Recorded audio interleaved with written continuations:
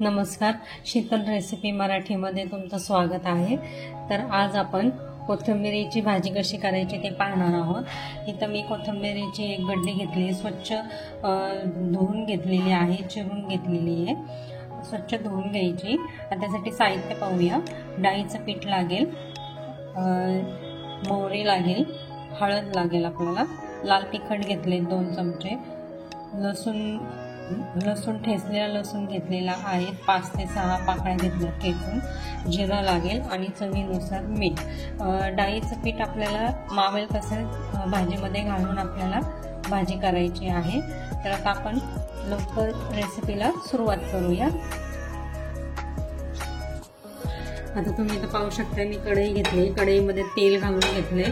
तेल थोडं जास्तच घालायचं म्हणजे भाजी खूप छान होते।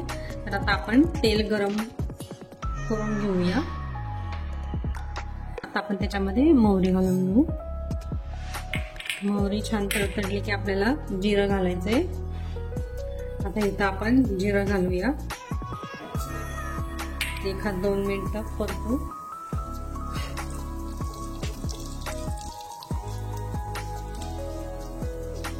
जिरं मोहरी छान तडतडली की आपल्याला लसूण घालायचंय। खूप छान होते ही भाजी।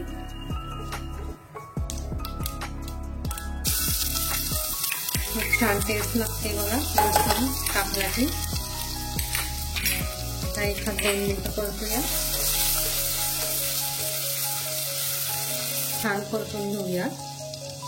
लसूण छान परतून झालेला आहे। आता त्याच्यामध्ये आपल्याला हळद घालायची, हळद, लाल तिखट थोडं मी जास्तच घेतलेलं आहे। तुम्हाला आणखी तिखट हवे असेल तर तुम्ही जास्त घेऊ शकता। भाजी ही तिखटच खूप छान लागते। आता आपण त्याच्यामध्ये कोथिंबीर घालून घेऊया, छान धुतलेली, धुवून बारीक चिरून घेतलेली आहे, ती घालूया त्याच्यात।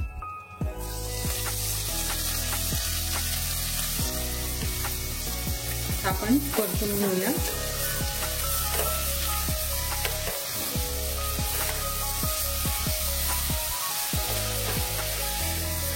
घालूया थोडंसं प्रमाण मी डिस्क्रिप्शन बॉक्स मध्ये देत आहे, तुम्ही नक्की जाऊन चेक करू शकता।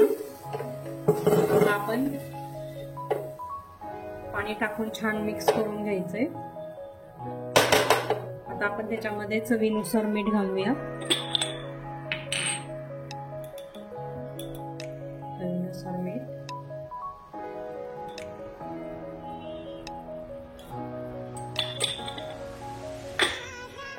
आता झाकण ठेवून आपल्याला 10 मिनिटं ही भाजी शिजवायची आहे।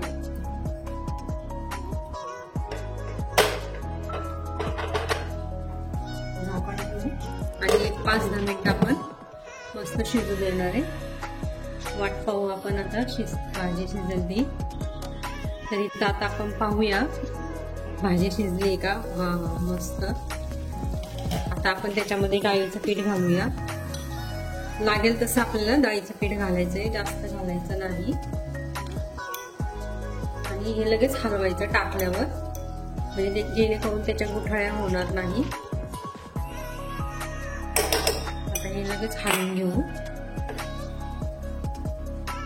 छान असं स्प्रेड करून घ्यायचंय।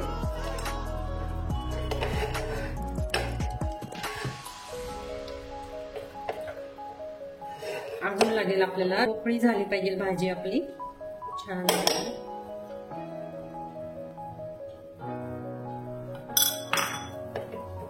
हे असं स्प्रेड करायचंय म्हणजे गुठळ्या होणार नाही डाळीच्या।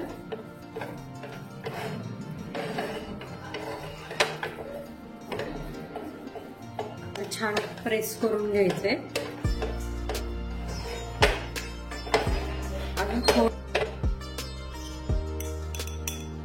छान आपल्याला अशी कोरडी भाजी करायची आहे।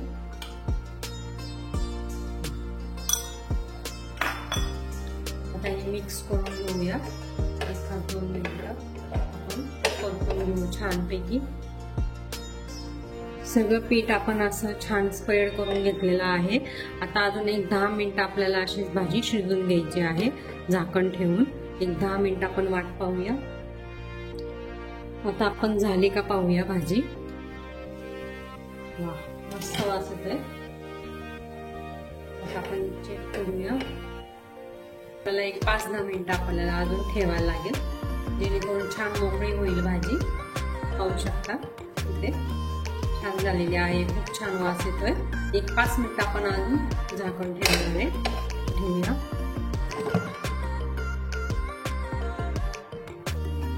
आता आपले 5 मिनिटं झालेली आहेत, पाहूया आपण।